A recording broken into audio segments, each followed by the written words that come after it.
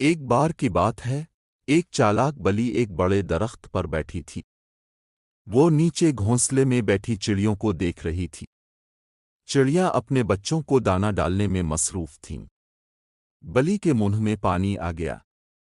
اس نے سوچا، اگر میں ان چڑیوں تک پہنچ جاؤں تو مزے کا کھانا مل جائے، لیکن درخت اونچا تھا اور بلی اتنی بلندی پر چھلانگ نہیں لگا سکتی تھی۔ اس نے ایک چال سوچی۔ بلی نے اپنی آنکھیں بند کیں اور ایسے گہری سانسیں لینے لگی جیسے وہ مر گئی ہو یا سو گئی ہو۔ تھوڑی دیر بعد چڑیوں نے درخت پر بیٹھی بلی کو ساکت دیکھا۔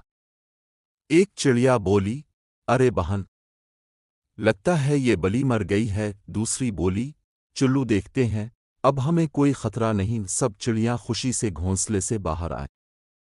جیسے ہی وہ بلی کے قریب پہنچی، بلی نے آہستہ سے ایک آنکھ کھولی اور موقع دیکھتے ہی ایک چڑیا پر جھپٹی، مگر چڑیا پھرتی سے اڑ گئی اور زور سے چہچہانے لگی، دھوکہ مت کھاؤ، یہ بلی ابھی زندہ ہے۔ بلی کو غصہ آیا کہ اس کا منصوبہ ناکام ہو گیا۔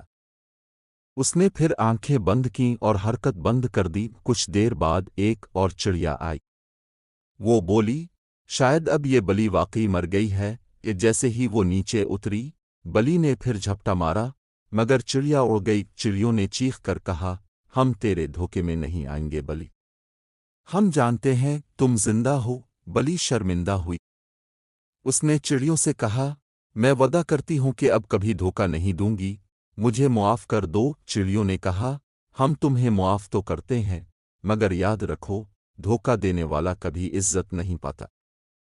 کہانی کا سبق۔ اس کہانی سے ہمیں یہ سبق ملتا ہے کہ چالاکی ہمیشہ کامیابی نہیں لاتی، بلکہ سچائی اور ایمانداری ہی اصل طاقت ہے۔ ہمیں کبھی کسی کو دھوکہ نہیں دینا چاہیے، کیونکہ جو دوسروں کے لیے جال باندھتا ہے وہ خود اسی میں پھنس جاتا ہے، اور ہمیں ہمیشہ ہوشیار رہنا چاہیے کہ ہر چمکتی چیز سونا نہیں ہوتی۔